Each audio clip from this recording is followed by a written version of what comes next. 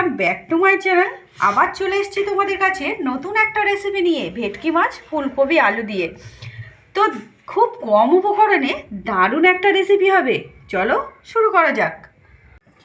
তো এখানে আমি ভেটকি মাছ হলুদ ও লবণ দিয়ে মাখিয়ে রেখেছি, তাতে তেল গরম করতে দিয়ে দিয়েছি। তো তেল গরম হয়ে গিয়েছে, মাছগুলো ছেড়ে দেবো একটা একটা করে। ভাজার জন্য ছেড়ে দেবো কিছুক্ষণ। মাছগুলো লাল লাল করে ভাজা হয়ে গিয়েছে, দেখতে পাচ্ছ। মাছগুলো আমি এখন তুলে নেব একটা একটা করে। তো মাছ ভেজে তুলে নিয়েছি, ওই মাছ ভাজার তেলেই দিয়ে দেবো ফুলকপি। কপিগুলো আমি লাল লাল করে ভাজতে দেবো।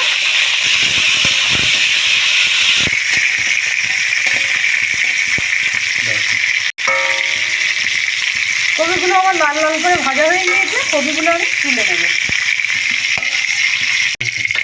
এবারে এই তেলে আমি আলুগুলোও ভেজে নেব। আলুগুলো লাল লাল করে ভেজে নেবো এইভাবে। তো আলুগুলো ভেজে নিয়েছি একটু একটু করে লাল লাল করে, আমি এখন তুলে নেব আলুগুলো। তো ওই তেলের মধ্যে দিয়ে দেবো দুটো তেজপাতা, কালো জিরে, একটু ভেজে নেব হালকা করে, পেঁয়াজ, টমেটো ও হালকা রসুন বাটা। ভালো করে ভেজে নেব যতক্ষণ না টমেটো কাঁচা গন্ধটা যায়।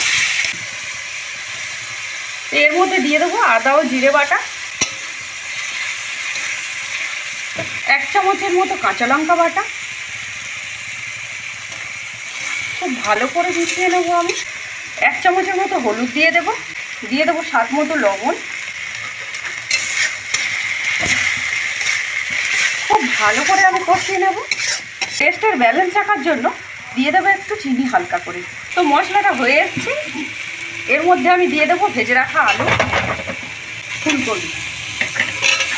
খুব ভালো করে কষিয়ে নেব আলু ও ফুলকপির সাথে।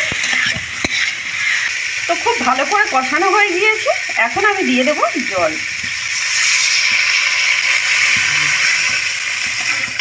তো জল অ্যাড করে দিয়ে দিয়েছি,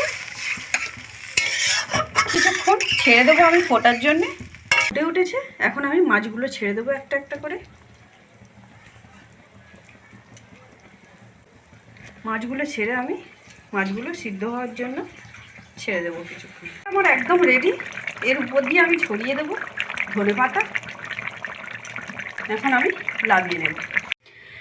তো ভিডিওটি ভালো লাগলে লাইক কমেন্ট করো, আর চ্যানেলে নতুন হয়ে থাকলে অবশ্যই সাবস্ক্রাইব করো।